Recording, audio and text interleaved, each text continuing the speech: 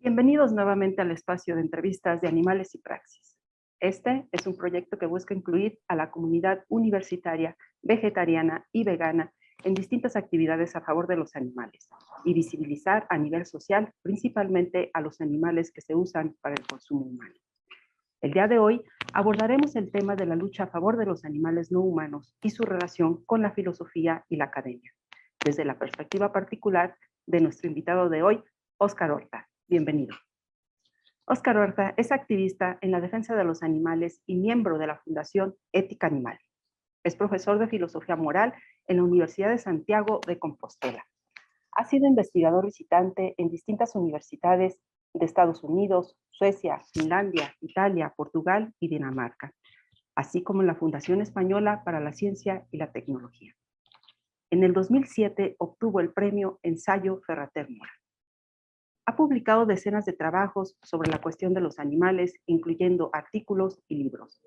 El más reciente titulado Un paso adelante en la defensa de los animales.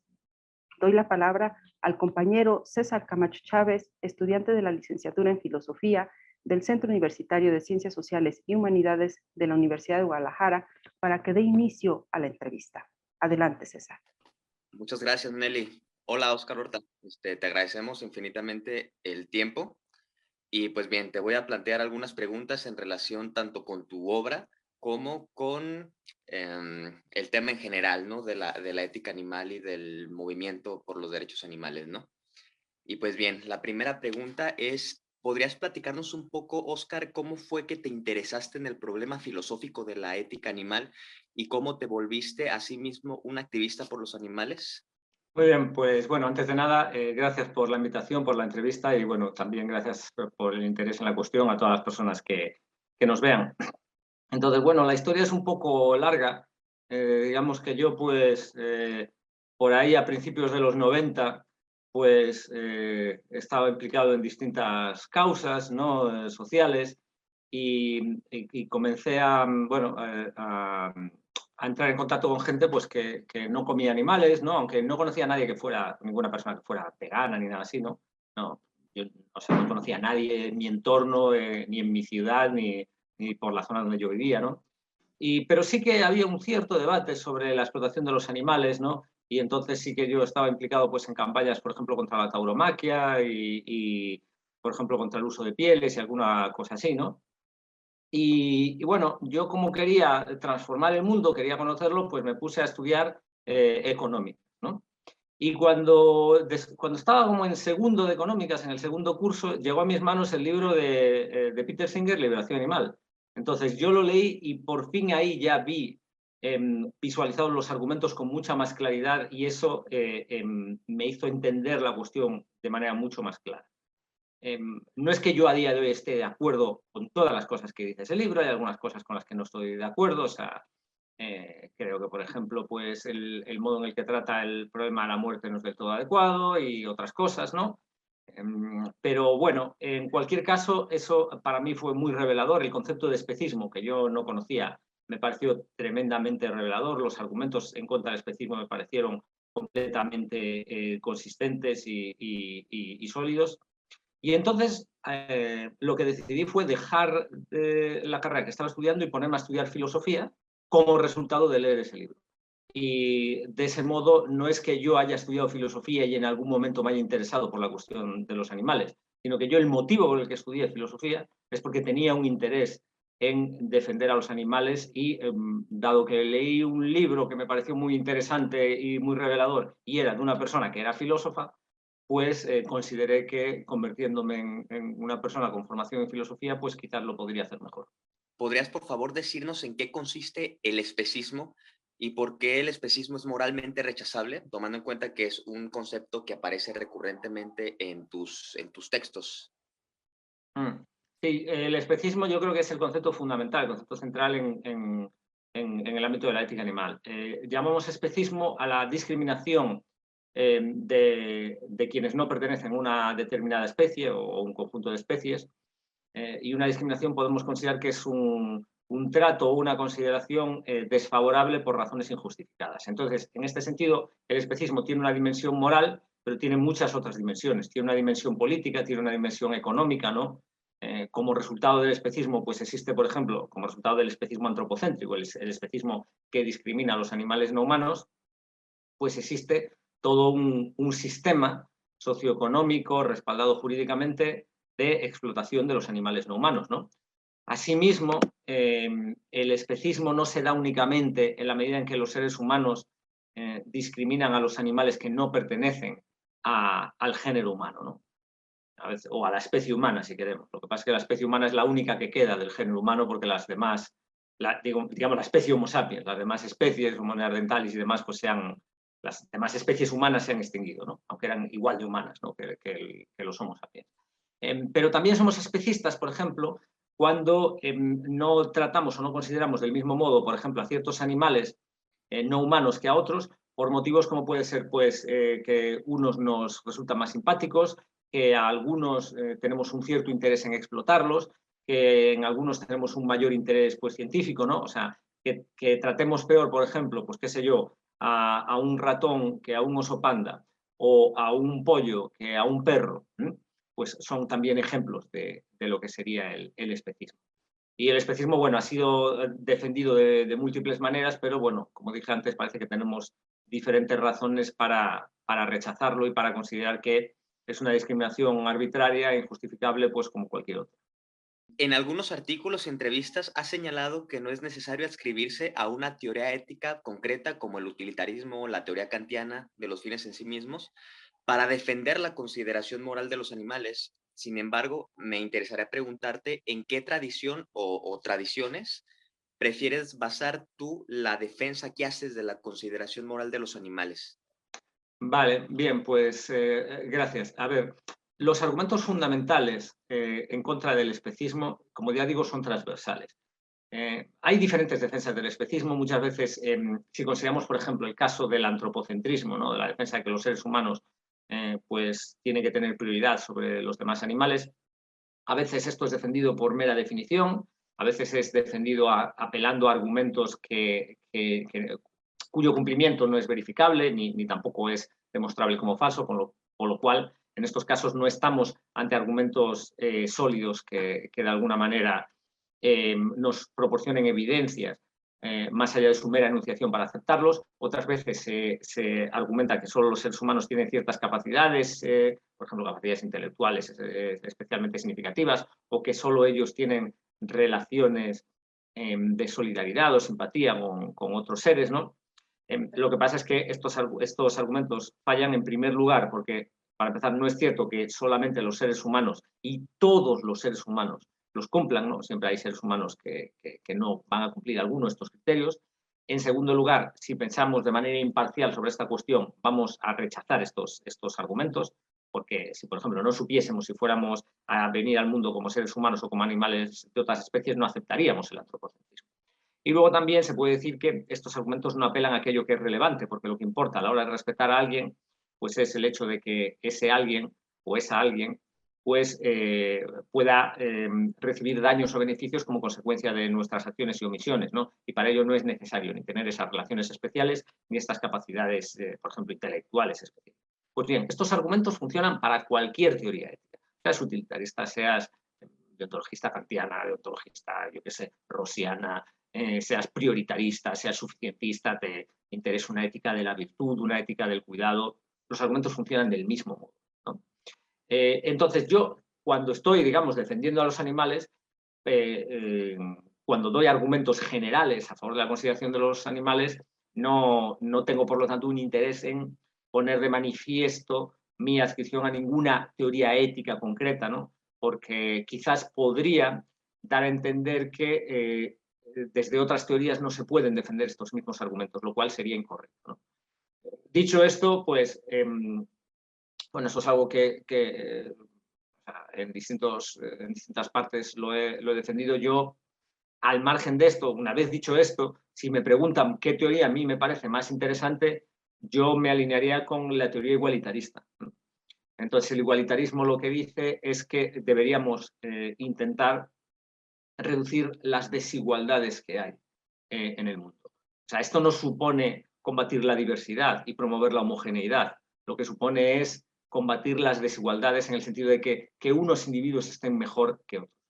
No supone únicamente defender esto, ¿no? Nadie igualitarista defiende solo reducir la desigualdad. Queremos reducir las desigualdades, pero también queremos que la situación sea en general lo mejor posible. Que haya, pues, por ejemplo, la menor cantidad total de sufrimiento en el mundo, ¿no? Que los individuos estén lo mejor posible, ¿no? Pero el igualitarismo, no obstante, al añadir este plus, ¿no? De que queremos reducir la desigualdad, pues está haciendo un añadido importante que no encontramos en otras posiciones, ¿no? Por ejemplo, imaginemos que alguien es utilitarista, ¿no? Y resulta que tenemos la mitad de los individuos en cuestión tienen una felicidad, vamos a decir que la pudiéramos medir y dijéramos de 200, ¿no? Y el resto de los individuos tienen una felicidad, un bienestar, o como le queramos llamar, de 0, ¿no? ¿Vale? Ese es el primer escenario. Y en el segundo escenario, todo el mundo está en un nivel de 90. Bueno, pues si eres utilitarista vas a preferir lo primero, porque la suma total de bienestar es mayor. Pero si eres igualitarista vas a decir, no, mejor el segundo, porque así evitamos que el grupo que está peor esté tan mal, ¿no? Y ya no digamos si en vez de estar a un nivel de 0 están a niveles negativos, donde el sufrimiento es mayor que la felicidad en el sentido positivo, ¿no? Y del mismo modo el igualitarismo pues también puede rechazar lo que indican por lo menos un gran número de teorías de los derechos, ¿no? Porque según las teorías de los derechos podemos decir, si los individuos tienen derechos que siempre, en cualquier circunstancia, es necesario defender, pues puede ser que tengan derechos, por ejemplo, a que no hagamos cosas que les puedan perjudicar. Claro, pero ¿qué sucede, por ejemplo, si la mitad está a 200 y la mitad está a 0 o la otra mitad está a menos 100 y podemos implementar, por ejemplo, alguna determinada acción, alguna determinada política que mejore la situación de quienes están peor, pero lo haga al coste de empeorar la situación de quienes están mejor? Pues quienes apelan a derechos pueden decir, no, no, no queremos esto porque esto supone vulnerar los derechos de quienes están mejor. Y si eres igualitarista vas a decir, mira, a mí el respeto por los derechos de quien está en la mejor situación no me parece un criterio aceptable para no implementar una política que mejore la situación de quienes están peor. Entonces, bueno, básicamente, o sea, de manera muy rápida, se podría explicar todo esto mucho más en detalle, pero de manera sucinta, pues es lo que comentaría sobre eso. En un artículo tuyo titulado Tomándonos en serio la consideración moral de los animales, más allá del especismo y el ecologismo, mencionas que varios pensadores a lo largo de la tradición filosófica afirman que solo los humanos pueden tener experiencias porque nos lo pueden comunicar mediante el lenguaje, ¿no? Y pues mi pregunta es, ¿podrías ofrecernos, por favor, algunas pistas de por qué este argumento y otros semejantes que niegan la vida mental de los animales están equivocados? La pregunta la hago porque veo que de pronto es todavía muy recurrente esta idea tanto en la opinión pública como en los círculos académicos, ¿no? Bueno, yo creo que en los círculos académicos cada vez menos, ¿no? O sea, de hecho, pues este año ya se cumple el 10º aniversario de la Declaración de Cambridge sobre la conciencia, ¿no? Entonces yo creo que el consenso ya mayoritariamente en el ámbito científico es que un gran número de animales no humanos tienen efectivamente la capacidad de tener experiencias y por lo tanto de tener experiencias que puedan ser positivas o que puedan ser negativas, ¿no? Lo que de manera simplificada llamamos pues disfrute o sufrimiento, ¿no? Entonces lo que sucede es que el hecho de que un individuo tenga la capacidad del lenguaje y nos pueda comunicar, ¿no? Pues estoy pasándolo bien o estoy pasándolo mal, pues no parece que es un criterio necesario para que concluyamos que ese individuo sea sintiente. De hecho, ni siquiera, o sea, podríamos decir que nos fiamos siempre del lenguaje, ¿no? Porque, bueno, eso, bueno, esto es un ejemplo que he utilizado en otras ocasiones, ¿no? Pero si encontramos a alguien que se está riendo, ¿no? Y con una actitud claramente de felicidad y le preguntamos, oye, ¿cómo estás? Y nos dice, estoy fatal, estoy sufriendo terriblemente, ¿no? Y si todo indica, por lo contrario, que lo que está es disfrutando, pues lo que creemos es que esa persona o sea, nos está mintiendo, bueno, diríamos que está burlándose, ¿no? Que eso es un chiste, una broma lo que nos está diciendo, no nos fiamos del lenguaje. Y en cambio muchas otras evidencias, no necesariamente lingüísticas, en el caso de los animales no humanos nos muestran que sí que están sintiendo. Esto lo podemos ver, por ejemplo, porque tienen conductas extremadamente complejas. O sea, no solo que su conducta muchas veces muestre que están sufriendo o que están disfrutando, sino que muchas veces tienen conductas muy complejas que sería muy difícil considerar que puedan tener si no son sintientes, si no pueden reflexionar sobre lo que les pasa, ¿no? Entonces, este también es un criterio que se cumple no solo por ciertos animales, no solo por los animales más cercanos a los seres humanos, sino también por muchos otros, incluidos un gran número de invertebrados, ¿no? Por ejemplo, podemos considerar las abejas, ¿no? Que tienen conductas extremadamente complejas, que se comunican entre sí, se informan dónde hay comida o no. Y luego, por otra parte, también tenemos otro criterio a nuestra disposición, que es el criterio fisiológico, que es que experimentamos aquello que nos ocurre porque tenemos unos sistemas nerviosos que procesan información. Son sistemas nerviosos centralizados, ¿no? Y entonces en nuestro cerebro tiene lugar un procesamiento de información que da lugar a ciertas experiencias. Si nuestro cerebro se ve alterado, se ve dañado, ya no tenemos experiencias.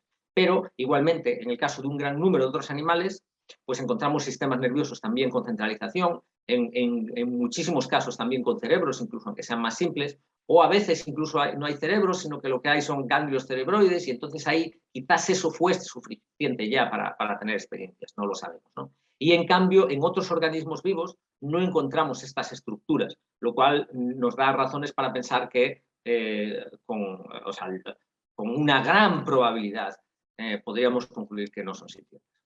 La siguiente pregunta que pretendo plantearte es porque hace poco salió la noticia de que en alguna selva de Colombia ciertos hipopótamos fueron, por decirlo así, artificialmente introducidos y que recientemente ya se les consideró legalmente como especies invasoras, ¿no? Lo cual allana el terreno para que puedan ser exterminados, pues. Y la pregunta es, ¿cuál crees que sería una buena respuesta que la posición antiespecista podría ofrecer a estas objeciones que le plantean ciertas posiciones ecologistas? Muchas de las cuales defienden el exterminio de animales de especies consideradas invasoras. Sí, ese es el caso de los hipopótamos que descienden de de las dos hipopótamas y el hipopótamo introducidos por Pablo Escobar allí, que luego acabaron en el río Magdalena. Y en Colombia, como saben, pues la caza está prohibida, salvo casos excepcionales. Entonces su consideración, la consideración de estos hipopótamos como especie invasora, pues puede permitir su caza. Frente a esto, las personas que defienden a los animales lo que están proponiendo es que, en todo caso, si es necesario reducir la población de estos animales, lo cual tampoco está claro, pues deberían emplearse otros métodos, como por ejemplo métodos anticonceptivos que existen ya, que ya se han aplicado en toda una serie de lugares, por ejemplo en casos como poblaciones de ciervos o también con poblaciones de palomas, etcétera, etcétera, ¿no? Y entonces este ejemplo ilustra de manera muy clara el conflicto que tenemos entre la defensa de los animales y el ecologismo, ¿no? Porque el ecologismo lo que hace es dar consideración a entidades diferentes de los animales. Entidades como pueden ser, pues, por ejemplo, los ecosistemas o como pueden ser las especies. Y en cambio, la defensa de los animales, el planteamiento antiespecista, da consideración a todos los seres sintientes, a todos los seres que pueden tener experiencias, que pueden ser positivas o que pueden ser negativas, ¿no? Es significativo que esta clase de medidas, ¿no?, para conservar ciertos entornos o ciertas especies, o incluso a veces ciertos paisajes, ¿no?, nunca se llevan a cabo con los seres humanos. Nadie plantea, ¿no?, o muy pocas personas plantean, y desde luego no tienen mucha aceptación en sus planteamientos, que lo que habría es que exterminar a poblaciones de seres humanos, cuando perfectamente sabemos que los seres humanos transforman los ecosistemas y tienen un impacto ambiental, ¿no?, muchísimo mayor que el de cualquier animal. Entonces esto lo que nos pone de manifiesto es que ahí pues hay una consideración de carácter especista, ¿no?, y también, como digo, ilustra hasta qué punto pueden efectivamente, divergir las posiciones pro defensa de los animales y los planteamientos ecológicos, ¿no? Y bueno, en relación con esto que acabas de decir y con también algo que mencionaste desde la primera pregunta de que no estabas del todo de acuerdo con el modo en que Singer aborda el problema de la muerte, pues me quedé con ganas de hacerte una pregunta que trate un poquito más de eso.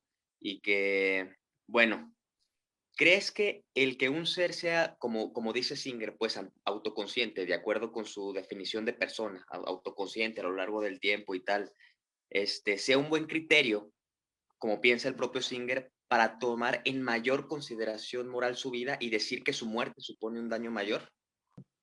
Bien, bueno, sobre eso quiero clarificar una cosa. Hay que distinguir lo que se dice en Liberación Animal y lo que piensa Singer en la actualidad, porque Singer en 2013 o 2014, cuando se publica el libro El punto de vista del universo, ¿no?, un libro sobre el filósofo Henry Sidgwick que bueno, que escribieron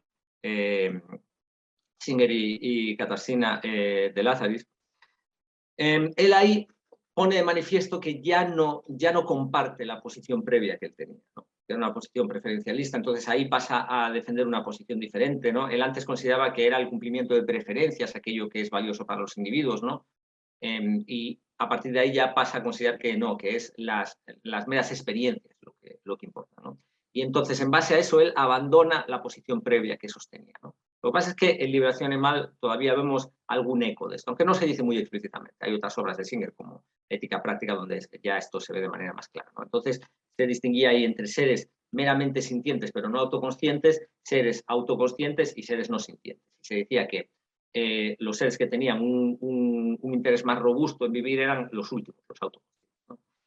A día de hoy no, a día de hoy él defiende que los seres sintientes pueden tener un interés en vivir que puede llegar a ser incluso más significativo en función de las circunstancias que el de un ser autoconsciente. Yo creo que esta posición es correcta y esta posición se basa en una idea muy sencilla, que es que la muerte como tal no es un daño en sí mismo, porque el hecho de que una persona esté muerta, o sea, por persona, bueno, me refiero a cualquier individuo esté muerto, ¿no? No lleva a ese individuo a estar en un estado negativo, ¿eh? Cuando tú estás muerto o muerta, no te está pasando nada, ¿no? El motivo por el que la muerte es un daño es porque la muerte te priva de lo que te sucedería en la vida si no murieses. Por eso, por ejemplo, si lo que te espera en la vida es sufrimiento, únicamente sufrimiento o mayormente sufrimiento, la muerte es un beneficio. Pero si lo que te puede esperar en la vida son también cosas positivas, la muerte en ese sentido sería algo negativo porque te priva de esas experiencias, ¿no? Entonces, en ese sentido da igual que tú seas consciente de ti misma o de ti mismo, o sea, que seas autoconsciente o no, ¿no? Es verdad que si tú eres autoconsciente, pues puedes tener, entre otras cosas, una conciencia de que vas a morir y eso te puede preocupar. Puede ser que tú, si tienes autoconciencia, que eso vaya ligado a que puedas hacer planes a largo plazo y que su frustración pues te cause un daño, ¿no? Pero si aceptamos este planteamiento que acabo de exponer, ninguna de esas cosas marca una diferencia significativa. En varios artículos y entrevistas sostienes que es justificable intervenir en la naturaleza para paliar, bueno, de entrada también indicas que de un inicio ya estamos interviniendo, ¿no? Que es justo intervenir en la naturaleza para paliar o eliminar ciertos daños de los que son víctimas los animales. ¿Nos podrías darnos más ideas al respecto de eso? Y bueno, en primer lugar, lo que hay que indicar, algo que, bueno, que ya has apuntado, los seres humanos estamos todo el rato actuando de maneras que afectan a nuestro entorno, ¿no? Y que transforman la naturaleza a nuestro alrededor. ¿Cuáles son los motivos? ¿Por qué lo hacemos? Pues lo hacemos sobre todo por motivos antropocéntricos, ¿no? Y también, sobre todo a lo largo de los últimos años, cada vez más, por motivos ecologistas, ¿no? Por motivos conservacionistas, ¿no? Entonces, por lo que no se actúa es por motivos que tienen que ver con los intereses de los animales. Entonces, aquí una idea de mínimos sería que la defensa de los animales debería ser un criterio a considerar cuando estamos actuando de maneras que afectan a nuestro entorno. Entonces, esa es la primera idea. Luego, en segundo lugar, claro, esta idea de que, bueno, cuando se habla de no actuar en la naturaleza o intervenir en la naturaleza, ¿no? Y hay gente que ante esto se asusta sobre todo porque no lo comprende, ¿no? De qué estamos hablando. Y cuando empiezas a plantear ejemplos concretos, ya todo se ve mucho más claro y se dice, ah, no, claro, bueno, pues eso parece que es muy aceptable. Por poner ejemplos. Cualquier persona que busque, podéis hacer una búsqueda, ¿no? En cualquier buscador online o lo que sea, casos de gente ayudando a animales en el mundo salvaje, pues se va a encontrar que son de lo más común. Pues, por ejemplo, animales que están atrapados en estanques, ¿no? Que se están ahogando, animales que están atrapados en arenas movedizas, cetáceos que quedan varados en playas. Por ejemplo, cuando tienen lugar desastres naturales o eventos climáticos hostiles, ¿no?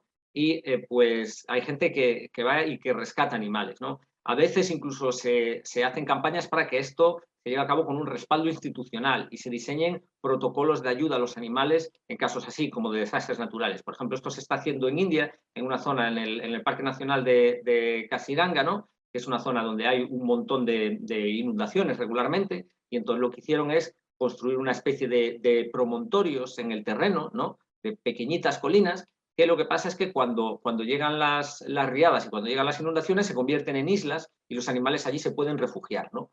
Planes para rescatar a los animales. Por ejemplo, si hay, no sé, pues un huracán o si hay, por ejemplo, una explosión volcánica, etc. Además, existen, por ejemplo, centros de atención a animales. Pueden ser centros de atención a animales heridos, enfermos, hospitales para animales salvajes, orfanatos de animales de ciertas especies, por lo menos a los que se puede dar tratamiento. Junto a esto, asimismo, existen iniciativas que ayudan a los animales incluso por motivos antropocéntricos, pero que no obstante son beneficiosas para los animales no humanos. Un ejemplo muy claro, quizás el más claro de esto, sean los programas de vacunación de animales contra ciertas enfermedades. Por ejemplo, contra la rabia, porque no queremos que la rabia nos la transmitan, ¿no? Y entonces lo que se hace es, se sueltan unas, desde el aire, por ejemplo, en helicópteros o avionetas, ¿no?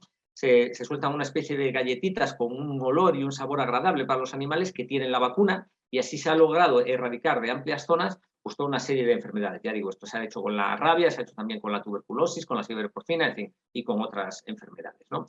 Y además también hay que tener en cuenta una cosa, que cuando pensamos en animales salvajes podemos estar pensando en lo que pasa en los bosques, fuera, donde no viven casi seres humanos, pero también podemos pensar en los animales salvajes que viven en entornos urbanos o en entornos agrícolas o en entornos semiurbanos o incluso, por ejemplo, en bosques plantados por los seres humanos, por ejemplo, para talarlos o demás, para la producción de madera, o, por ejemplo, en zonas de árboles frutales o en toda una serie de entornos, ¿no? Que están a nuestro alrededor y donde sería muy sencillo llevar a cabo acciones y monitorizarlas que puedan mejorar la vida de los animales no humanos. Entonces, esto es algo perfectamente factible, es algo para lo único que es necesario es que tengamos una voluntad, que investigamos más sobre el tema. Y bueno, en este sentido, yo la organización a la que pertenezco, aparte de mi universidad, ¿no? Pues trabajo en la Fundación Ética Animal. Entonces, quien entra ahí en el sitio web o en las redes sociales o por ejemplo, en el canal de YouTube de la organización, puede ver ya muchos más ejemplos de todo esto.